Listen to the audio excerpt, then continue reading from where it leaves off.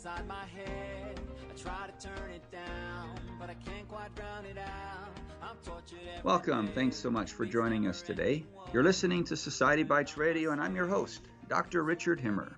And I'm Sherry Himmer, and this is Authentically You, social interaction for the mind and soul. For the next 25 minutes, Sherry and I are going to talk about growth and healing from the inside out.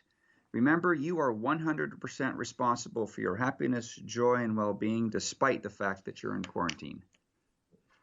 And everything else that's going on, Yeah, not just quarantine. A lot of dynamics hitting us right now, and we've chosen to bring back a topic that we've covered at least a couple of times over the last couple of years. Yeah, and we even started it, going back to 2018 on our podcast list. You can see us touching this subject because it's probably the one that people are like needing the most help with immediately. It's the most emerging piece that they recognize they need help with. So we're still knee deep in the coronavirus quarantining. Some, depending on where you live, it's becoming a little bit laxed or easier. Lax is probably not the right word. But what we're still seeing is high numbers in domestic violence, high numbers in calls to divorce attorneys, high numbers in people moving to fight, flight, freeze, or faint. And the news itself is becoming the receptacle, or rather the depository of the triggers, of creating the triggers for everyone. So I know I'm often now trying to intentionally tune certain things out because it just gets to be too much. People are hitting this threshold, and with what's going on in our country right now, the threshold has been exceeded. We did do a segment on how to watch the media and how to filter the media. Mm-hmm. And while we're not going to get into that too much today, what we can do is teach you how to prepare yourself. If you choose to watch the news, you're automatically setting yourself up for increased levels of stress, worry, and anxiety. And what we want to teach you or be able to share with you is, one, it's probably not necessary to watch the news. It's like a soap opera. If you give it a week and come back, you're going to be able to catch right up. You're not going to miss a lot. Right. Knowing the death count on an everyday basis, or knowing the people who have the virus on an everyday basis, does not add to your happiness, joy, and well-being. No, and I can tell you that in March, I was doing that daily because I do love data. I found it fascinating with Corona, but and then it got to a point where you're right, it's not going to change. I've seen the trends. I see where we're going. Everything's okay. I don't have to live my life by this. Right. So I got a couple of quotes that I came across this week. One is, the man who worries suffers twice. What I'm suggesting here, or the author here, and it's an anonymous, it's not going to change your what happens to you on a day-to-day basis, knowing that the Democrats hate the Republicans and Biden hates Trump and Trump hates Biden. That isn't going to change your happiness level. What's going to change is your ability to process all the things going on in your life and prioritizing what data you want to accept into your mind. I think one of the other major distortions for people that they're experiencing is, and this goes back to Stephen Covey's circle of control and circle of influences. Right. And those lines have become so blurred because I think we feel like we've lost control under quarantine. And then when we go for control, it looks like the riots. Let me throw something out. It used to be up on my board here, and this is a little bit off topic. But what I'm finding, there's this really cool technique that you can practice if you're feeling a little bit down. You've just watched the news and you're down. You've just thought about what's going on in the world and you're down. That's a feeling. And because the upstairs brain and the downstairs brain is connected with the vagus nerve, they're kind of one. It's a super highway. What you feel will kind of then drive what you think. Therefore, what you think can drive what you feel. So the technique is called think, do, and feel. It starts with the feel, and the feel is maybe worried, stressed, maybe you don't feel great. What you do is you pre-plan thinking about a different topic and use the what if scenario because it's so darn powerful. What if I don't have to worry about this right now? What if I can focus on X? The very thought of what if I don't have to do X can put you into a better position, bring a bit of balance. Then you have to practice this. Do something. Take a walk. Get up and move across the room. Go get a drink of water. Talk to somebody about them. It's just a really quick do. Do something, but pre-plan it. So if you wait to the last minute, you won't do it. And then notice you feel differently. Think, do, feel. It's the smallest little thing. It's simple, but not simplistic. Because what's happening inside the brain and the pathways that you're starting to create is you can literally decrease, minimize, if not eliminate, the sense of anxiety and worry. Because frankly, the reason the media is doing it that way is because it sells. If they can get more people adhered, codependent upon their rotten way of reporting and their dishonesty in the way they do it, then they're going to make more money. So think, do, feel. Just practice that. All right. So let's move into the topic today. Why are we doing this, Sherry? So we really want to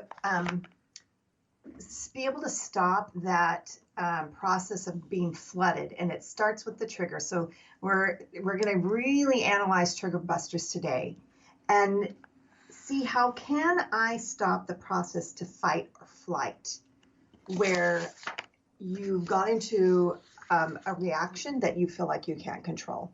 And people are living by that reaction like way more than our bodies are designed. We can even talk about why that's harmful to our bodies, to our brains, and the whole cycle of it. The trigger buster is setting, I read this, I don't remember where I was reading it, but I read the following. I've known a great many sorrows. Most of them never happened. When you get triggered, it's because you're projecting. Yeah. It's a prediction error. You don't react really in your mind. It's a prediction error. You're saying, okay, this is what's going to happen based upon X, Y, and Z. How many times must we suffer something that never happens, but we've made it up in our mind before we decide to try a different approach? And this is where snowplow parenting begins too, because as a parent, right, we do exactly that for our children, and then we try to intervene. Yeah. And you know, it's just part of parenting. You've got this little toddler who's going to like ram their head into things and fall off things. And so you're constantly being that interrupter of any harm, but you have to wean yourself from that. But you also develop this awareness of like, oh, what could happen? And you're projecting forward for that crazy toddler stage. But there is an end to that. And we forget that. But we forget it for ourselves. We also forget that if they don't fall, they'll never learn how to get up. So if we're constantly preventing it, but that does move into a parenting segment that we're going to be doing at some later time. The trigger buster process that we're going to approach, and at the end of every session that we do this, there's going to be multiple sessions or segments on trigger busters. At the end, we'll give you a quick summary, and then we'll give you the actual 3 things that is done in a trigger buster. So if you haven't heard the podcast before, this is new, that's great. But if you've heard it before, you already know that the focus of a trigger buster is not to, for the first time, do a trigger buster when you're feeling triggered. And that needs to be defined. What does it mean to be triggered? Yeah. And what does it mean to be flooded? But that you pre-plan in advance. On my wall outside, I have a quote that says, when your awareness is raised, you see the invisible, you hear the unheard, and you understand the incomprehensible. Because if you don't see, hear, or understand what's there, they're going to control you. And I'm suggesting that 99.9% of the time that you move to a fight, flight, freeze, or faint scenario is because you were not aware of what's going on. You haven't pre-planned, you haven't thought about it, you haven't done mindfulness, you've not imagined how to be neutral in a scenario like that. You just allow yourself to be completely controlled by the events, by a saying, by a snarky comment, contemptuous relationship. You're giving permission for others to control you. And when that gets so deep and you play the role of a victim on a constant basis, you will live in constant misery. This is a way to get out of the constant misery. So this is multiple case studies, and we're going to go ahead and share the paper that I wrote on this. I wrote it simply because it got too overwhelming to me to constantly teach it every time. And what I love about the case studies is that it's a really safe way for you to raise your awareness without getting bogged down in your own personal story. Right. But You'll you'll make the connections. You'll find the parallels. It will happen for you. But it feels and safe. hopefully what you do is you see it inside of your life, Yeah. and you see it because you see it inside of others' life. So as usual, we'll just kind of alternate where we're going with the story and make color commentary. Okay, so we're going to talk about Bobby and Brenda. They had been dating ever since her family moved into the neighborhood last Thanksgiving, and then midway through their senior year in high school as well. But 3 months ago, however, Brenda left to attend the university in another state. They stayed in touch by phone, texting, and email, but hadn't seen each other except for a brief visit when she flew back for her sister's birthday. So now it's Christmas break, and Bobby is eagerly awaiting for her to come back the next day. In fact, she said that she'd be home by noon. But the festivities of the day and the season kept him pretty busy all morning and into the early afternoon. So he started wondering why he hadn't heard from Brenda. So he looked out the window and he saw her car parked in her driveway, which is right across the street. At that moment, now pay attention, this is how it works, he felt a wave of emotion overcome him. He was warm, he was tense, and he was filled with anxiety. So Bobby was being triggered, and if he didn't arrest the cascade of emotions, he would be flooded within minutes.